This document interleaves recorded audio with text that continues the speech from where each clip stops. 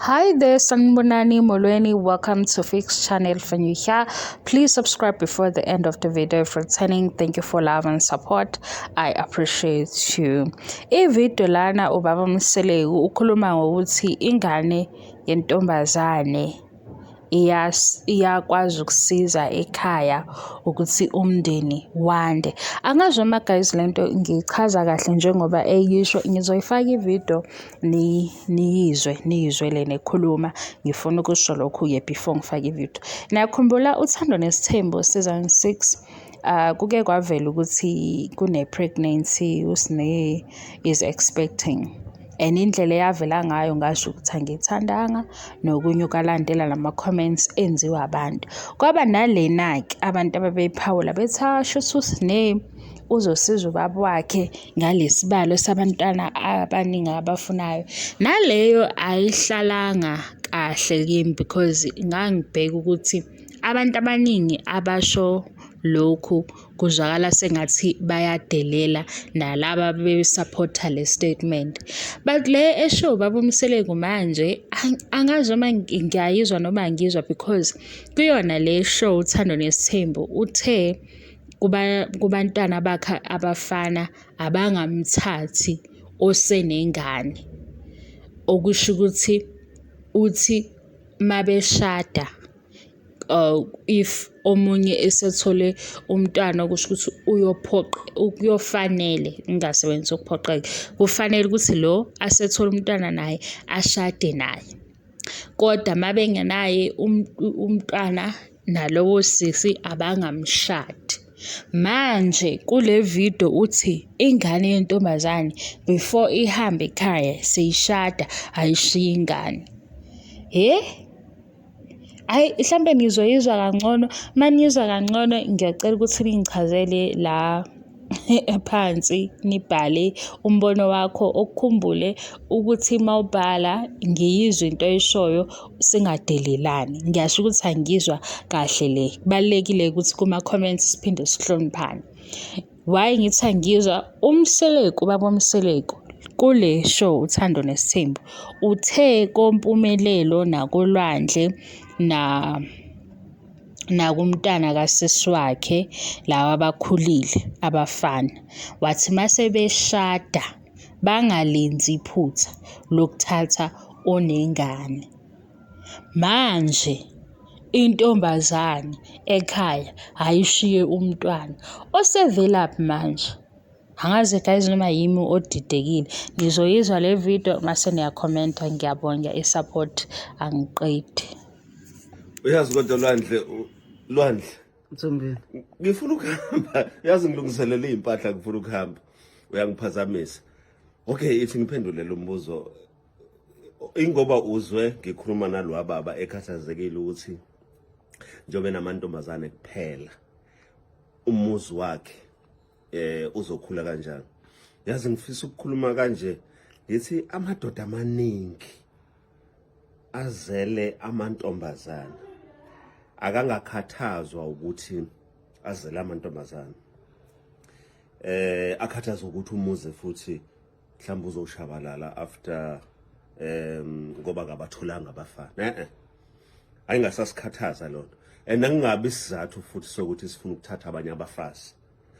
Uyabona kukhona into engihlale ngisho nala ekhaya ngisho ukuthi umthandazo wendoda ezela amantombazane kufuneka ngasese ithandazela ukuthi engathi amantombazane noma efikelwa isikhathi sokuthi angagana, kodwa engathi angashiya imbewu noma ngaba ithole kaDlamini noma kaMkhize, kodwa engathi angayithola leyo mbewu. Yazi into ekukhuni le engifuna ukukhuluma ngayo, ikukhuni Lwandle, uyangizwa Mthombeni, but ngithi sengathi singaba seqinisweni samadoda lokuthi akuwona amakhosikazi enze sangabathola abafana, ithina imbewu ikuthina yabafana noma intombazana. So kufanele sithandaze samkele futhi ukuthi lamantombazane before ahambe aye emzini la izobe ethathwa khona engathi angashiya imbewu la ekhaya, eyizalile ikhuni lento kusho ukuthi ngenye indlela ngithi lamantombazana akazalele ekhaya before athathwe. Yes, but iqiniso lisho njalo lithi mawuyindoda ungenabo abafana kusho ukuthi fanele uthembele kumantombazane akho. But what is important ngalabazukulu ngale ingane ozobe uyizalile, yazini important? Imfundiso, usikompilo, iculture, ama-values. Kusho ukuthi ngenye indlela your investment as indoda, as insika yaleli khaya, kufanele labantu mabezalwa ubafundisa usikompilo, ubafundisa umthetho wale khaya, ubagroome, they believe in you, babe omseleku, babe ocele genuinely, babe oyeni, babe okhumalo, babe ongwabe, batrain wena. That is important.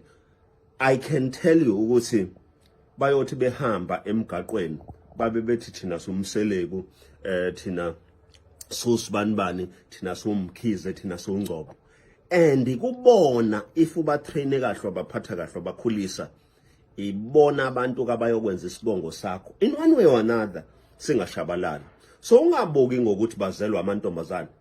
I guess uma ngabe uba rejecta uthi bazalwe amantombazane, kusho ukuthi wena vele lokho kusebenzele kuyoshabalala. Kodwa uma ngabe uNkulunkulu engakubusisanga ngokuthi akunikeze abafana, wakubusisa ngokuthi ukunikeza amantombazane, no Lwandle, we must accept ukuthi if isimo sinjalo, then we must accept ukuthi lamantombazane iwona azoqhubeka nelegacy yakho ngokuthi akuzalele ingane. And lento ngisho kahle ngoba nginabo abafana, but endodeni engenabo abafana, I think ifanele yamkele reality yokuthi amantombazane iwona azoyizalela. And yazi ngiyafisa namantombazane kuzofanele ngelilanga ke siyikhulume lento. Yazi amantombazane, they are coming very forcefully etheni uma ngabe ungayamkela ingane yami engangiyithole before wena manje okhona, yabona, forgetting ukuthi usikompilo neculture nezinye izinto ekufanele lo muntu akhuliswe ngazo zalapho untombazana ezalwa khona. Ngoba kusho ukuthi uthi ngenye indlela le ntombazane njengoba izalwe la kaMseleku, ngizohamba nengane ezalelwe ekhaya ngiye emzini iyofunda olunye usiko, yabona. So it's a debate for another day, but today nje ngifuna ukuthi madoda ningakhathazeki ukuthi nina anibatholanga abafana.